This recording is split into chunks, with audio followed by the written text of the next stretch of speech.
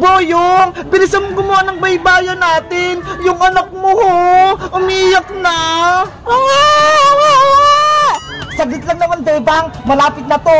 Itatayo ko na lang tong poste na baybayan natin. Tatay Boyong, tapusin mo na yung baybayan natin. Gusto ko na kumain at matulog. Eto na, binibilisan ko na. Kaya nga, Boyong, uulan na ho. Mababasa tayo kung wala tayong bahay. Kawawa si baby.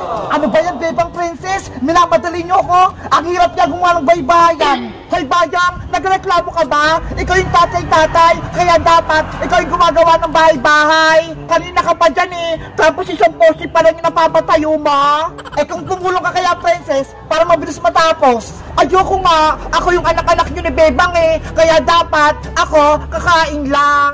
Ops, tama na yung away para matapos na yung baybayan natin. Kayo kasi, minamadali nyo ako. Kapag ako tinamad, ayoko nakapaglaro sa inyo. Princess, wag mo na kasing guluhin si Boyong para makagawa na siya ng bahay-bahay. Kasi Bebang, gutom na ako. Ang tagal natin kumain. Sige, ganito na lang. Bumili ka na lang ng pagkain kay Aling Sonia para mamaya kakain na lang tayo. Talaga? Princess anak, bumili ka ng pagkain natin sa tindahan. Eto pera ha. Wow! 50 pesos! Anong bibili ko dito, Nay? Bumili ka ng tinapay tsaka soft drinks para lumakas si Tatay Boyong mo at para hindi siya magalit.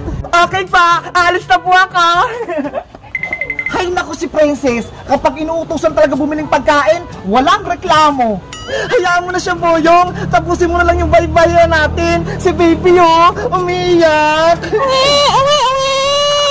Baby anak, huwag kang mag-alala. Tatapusin ko lang yung bahay natin. Panoorin mo kung magkarpintero ha.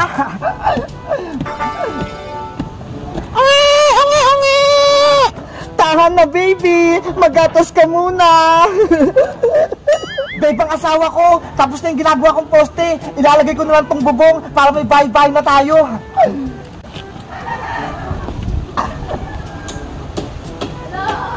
Mag-ingat ka, Boyong ha, para hindi ka madisgrasya. Ang sweet ng munang asawa ko, syempre naman. Aling Sonia, pabili pa. Princess! Naku, si nanay. Princess, saan ka na naman galing? Kanina pa kita hinahanap ha. Saan ka na naman gumala? Doon lang po ako sa likod bahay nila, Bebang Nay. Naglalaro lang po kami ng baybahayan. Hapon na? Hindi ka pa uuwi? Ano, uuwi ka ba? O dito ka lang sa kalsada titira? Uuwi rin po ako mamaya, Nay. Tatapusin ko lang po yung laro namin. Kapag nagmerienda na po kami, uuwi na ako. Siguraduhin mo lang. Kung hindi, malalagot ka talaga sa akin. Opo! O siya, alis muna ako. Pupunta ako ng palengke. Bibili ako ng ulam. Ingat po kayo, Nay! Wala na si nanay! Aling Sonia, pabili po ako ng tinapay!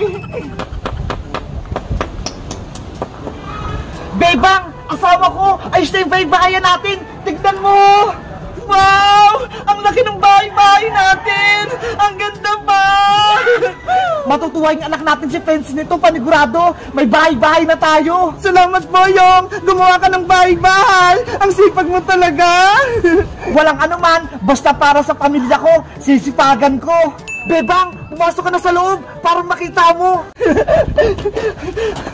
Ang ganda! Ang luwag-luwag! Ang sarap tumira dito!